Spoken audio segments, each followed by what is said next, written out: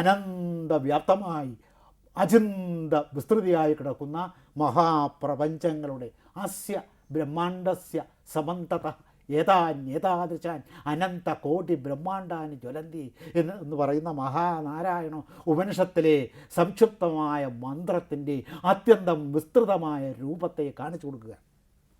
അത് പറഞ്ഞ് ബോധ്യപ്പെടുത്തി കൊടുക്കുകയാണ്. അത് പറഞ്ഞ് ബോധ്യപ്പെടുത്തി കൊടുത്തപ്പോൾ അതിനെല്ലാം പ്രതീകങ്ങൾ സൃഷ്ടിച്ച് അതിനെ കാവ്യാത്മകമാക്കുകയാണ് ആര് ചെയ്തത് എന്ന് പറഞ്ഞാൽ ആധുനിക വാന നിരീക്ഷണ ശാസ്ത്രത്തെ കാവ്യമായിട്ട് ആവിഷ്കരിക്കുകയാണ്. ശാസ്ത്രത്തെ കാവ്യമാക്കുകയാണ്. ശാസ്ത്രവും കാവ്യവും അതിൽ പ്രയോഗിച്ചിരിക്കുന്ന പ്രതിബിംബങ്ങളുടെ അനേകാർത്ഥധ്വനി സമർത്ഥത കൊണ്ട് എന്ത് ചെയ്തിരിക്കുന്നു? സല്ലയിപ്പിച്ച് കളഞ്ഞിരിക്കുന്നു. കാവ്യം എന്ന് പറയുന്നത് വേറൊരു കലയല്ല, ശാസ്ത്രം എന്ന് പറയുന്നത് വേറൊരു കലയല്ല.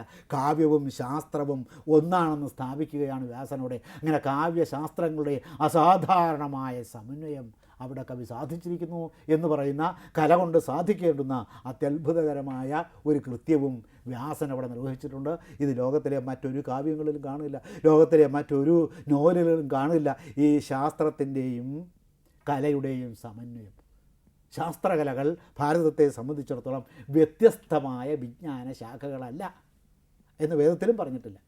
അത് വ്യാസൻ ഇവിടെ സാധിക്കുകയും ചെയ്തു. അപ്പോൾ വാനനിരീക്ഷണ ശാസ്ത്രത്തെ എന്താക്കി കാണിച്ചു? കഥയാക്കിയും പ്രതീകങ്ങളാക്കിയും അലങ്കാരങ്ങളാക്കിയും കാവ്യബിംബങ്ങളാക്കിയും കാണിച്ചു കൊടുക്കുകയാണ്. അപ്പോൾ അകലക്കടന്ന പ്രപഞ്ചങ്ങളെല്ലാം ഭഗവാന്റെ ശരീരത്തിൽ കൊണ്ടുവന്ന് വെച്ച് കാണിച്ചു. ഭഗവാന്റെ ശരീരത്തിൽ അതവിടെ ഇല്ല, പിന്നെയും ഉണ്ടായിരുന്നില്ല.